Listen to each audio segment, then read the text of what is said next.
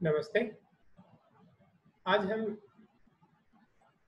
प्रत्येक खंड के अंदर पाठ संख्या 2 तुलसीदास जी का जो कविता संग्रह या कविता दी गई है, उनमें राम लक्ष्मण परशुराम संवाद कविता में से तीसरे पद का अध्ययन करेंगे। इसके अंदर भगवान श्री राम के द्वारा जब सब शिव धनुष टूट जाता है या तोड़ दिया जाता है, तो उस समय परशुराम जी क्रोधित होकर उस सभा में उपस्थित होते हैं और किस प्रकार से अपने वीरता का बखान करते हुए सबको ललकार रहे हैं। लक्ष्मण जो है वो हंस करके उनकी वीरता का उपहास उड़ा रहे हैं। तो दोनों के बीच में जो वार्तालाप हो रहा है, जो संवाद हो रहा है, उसी से संबंधित इस पद में दिया गया है। तो देखें, बिहसी लखनऊ बोले मृदु बानी, अहो मुनीसो महाभट मानी, पुनि पुनि मोए देखाव कुठारू, चहत उड़ावन फूकी पहारू, यहाँ कुंबड़ बतिया को नाही, जे तर्जनी देखी मर जाही, देखी कुठारू सरासर बाना, मैं कछु कहा सहित अभिमाना, भृगुसूत समुझी जनेऊ बिलो की, जो कछु कहूँ शहोर से रोकी, सुर महिसुर हरिजन अरु गाई, हमरे कुल इन्हें पर न सुराई, बंधे पाप अपकीर्ति हारे, मारत हूँ पाप परिय तुम्हारे, कोटि पुलिस सम बचन तुम्हारा, व्यर्थ धरऊ धनु बान कुठारा, जो बिलो की अनुचित कहेहु, क्षमऊ महामुनि धीर, सुनी सरोज भ्रग वंश मणि, बोले गिरा गंभीर। इसके कुछ शब्दार्थ दिए गए हैं, पहले इनके शब्दार्थ देख लेते हैं।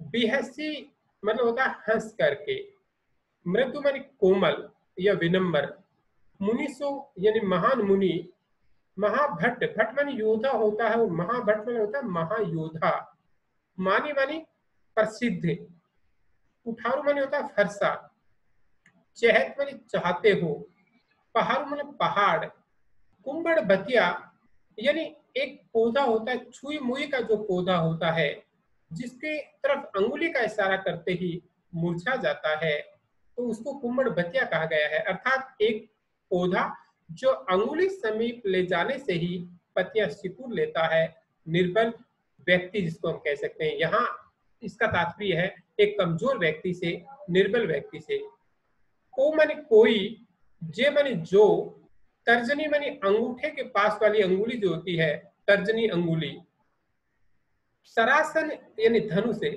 बाण मतलब बाण, भृगुसूत यानी भृगु ऋषि के वंशज अर्थात परशुराम जी भृगु वंशज थे, इसलिए परशुराम जी के लिए भृगुसूत आया है।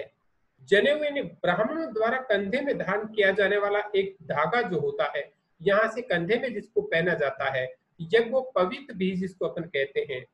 बिलो की मतलब होता है देख कर, सहो मानी सह रहा हूं अर्थात सहन करना, सहन कर रहा हूं, सह रहा हूं।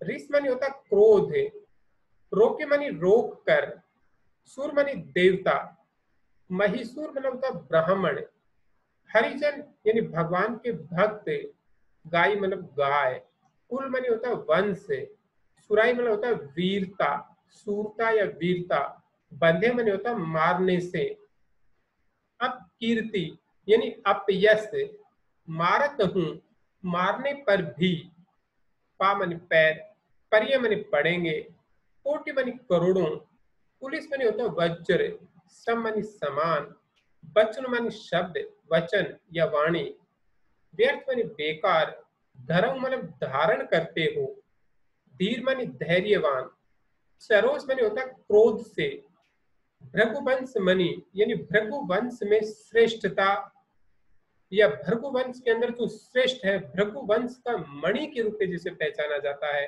अर्थात परशुराम जी।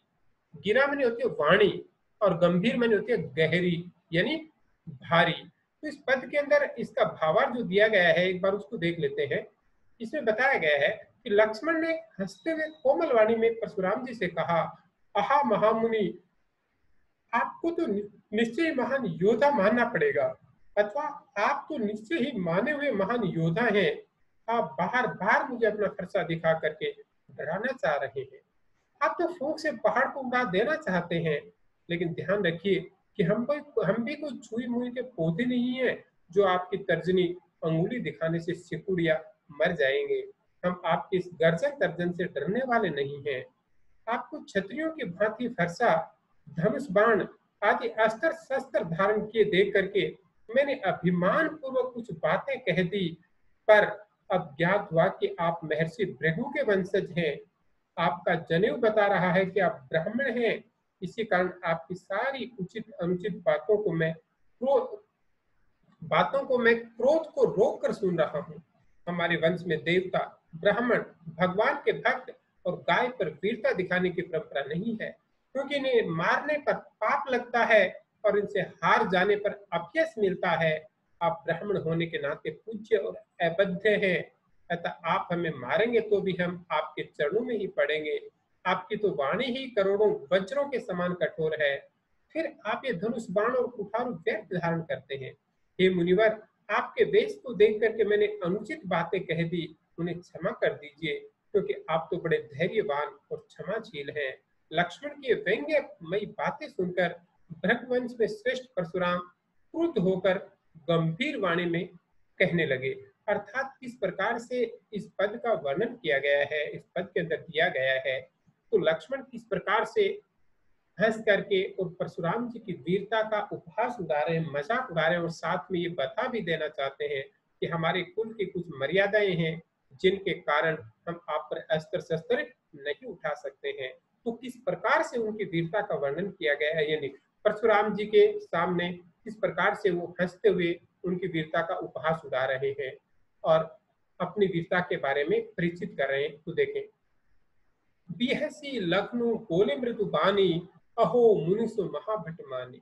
यानी लक्ष्मण जो है हंसते हुए मुस्कुराते हुए परशुराम जी से कहते हैं कि हे परशुराम जी, हमने तो आपको महायोद्धा माना है। अहो मुनिसु महाभट मानी, क्या आप तो बहुत बड़े योद्धा हैं। हे मुनिवर, आप तो वास्तव में बहुत बड़े योद्धा हैं, महायोद्धा है, योद्धा नहीं महायोद्धा है।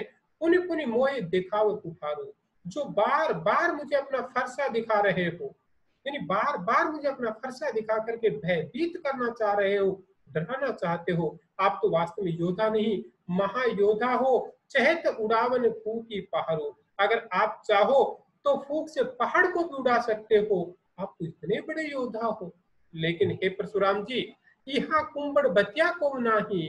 लेकिन हे परशुराम जी, ये बात भी अच्छी तरह से समझ लेना, हम भी कोई छुई मुई के पौधे नहीं है जो तर्जनी देख ही मर जाए हैं, जो अंगुली को देख करके ही मुरझा जाते हैं। कहने का तात्पर्य, हम भी राजकुमार हैं, हम भी कोई इतने छोटे मोटे योद्धा नहीं हैं जो आपकी वीरता के बखान को सुन करके ही भयभीत हो जाएंगे। देख कुठारू सरासन बाना, मैं कछु कहा सहित अभिमाना। मैं आपके इस कुठारू और धनुष बाण को देख करके, आपके फरसे और धनुष बाण को देख करके मैं कुछ कहा सहित अभिमाना, अर्थात मैं अपने क्रोध को रोकते हुए कुछ आपसे विनती कर रहा था, अर्थात मैं आपसे कहना चाह रहा था, पर मैंने अपने अभिमान को रोकते हुए क्या किया, भृगु सूत समेत समुझी जनेऊ बिलो की। लेकिन आपके गले में पड़ी इस जनेऊ को देख करके मैं आपको एक ब्राह्मण देवता समझ बैठा, अर्थात आप तो भृगु वंश के वंशज हैं, भृगु वंश के वंशज हैं। मैं आपको ब्राह्मण देवता समझ बैठा। जो कछु कहो सहोरि सरोकी, इसलिए आपने जो कुछ कहा उसको मैंने अपने क्रोध को रोक करके उस सब को सहन किया है, उसको सुना है। क्यों? क्योंकि सुर महिसुर हरिजुन अर गाई, क्योंकि हमरे कुल इन्हें पर न सुराई। क्योंकि हमारे वंश के अंदर, लक्ष्मण कह रहे हैं कि हमारे वंश के अंदर क्या है, सुर देवता, महिसुर ब्राह्मण, हरिजन भगवान के भक्त और गाय, अर्थात देवता, ब्राह्मण देवता, भगवान के भक्त और गाय हमरे कुल इन पर न सुराई। हमारे कुल के अंदर इनके ऊपर अस्त्र शस्त्र नहीं चलाए जाते हैं, नहीं उठाए जाते हैं। बंधे पाप अपकीर्ति हारे, और इनके ऊपर अगर हम अस्त्र शस्त्र चलाते हैं तो हम अपकीर्ति के भागीदार होते हैं, अर्थात हम पाप के भागीदार होते हैं और हमें अपकीर्ति मिलती है। इसलिए मारत हूं पाप परिय तुम्हारे, इसलिए अगर आप मेरे ऊपर अस्त्र शस्त्र भी चलाएंगे तो भी मैं आपके पैरों में विनती ही करूंगा, आपके पैरों में ही पड़ूंगा। क्यों? क्योंकि मैं आपके ऊपर अस्त्र शस्त्र उठा करके पाप का भागी नहीं बनना चाहता हूं। कोटि पुलिस सम वचन तुम्हारा, व्यर्थ धर्म धनु बाण कुठारा। इसलिए ये कठोर आपके वचन जो है, करोड़ों पत्थर के समान कठोर वचन जो है, ये मैं आपके सुन रहा हूं, लेकिन व्यर्थ धनु धनु बाण कुठारा। लेकिन आप अपनी वीरता का जो बखान कर रहे हैं, आप व्यर्थ में इन धनुष बाणों को धारण किए हुए हैं। जो बिलो की अनुचित कहे क्षम्यु महामुनि धीर, सुनी सरोज भृगुवंश मणि बोले गिरा गंभीर। अर्थात उस सभा में उपस्थित जितने भी लोग थे, वो सभी कहते हैं कि लक्ष्मण जो कह रहे हैं, अनुचित कह रहे हैं, वो बड़े ही गंभीर होकर के किस प्रकार से लक्ष्मण के बारे में कह रहे हैं। अर्थात कि लक्ष्मण इतने बड़े योद्धा का जिस प्रकार से अपमान कर रहा है, वो गलत कर रहा है। थैंक यू, आज के लिए इतना ही।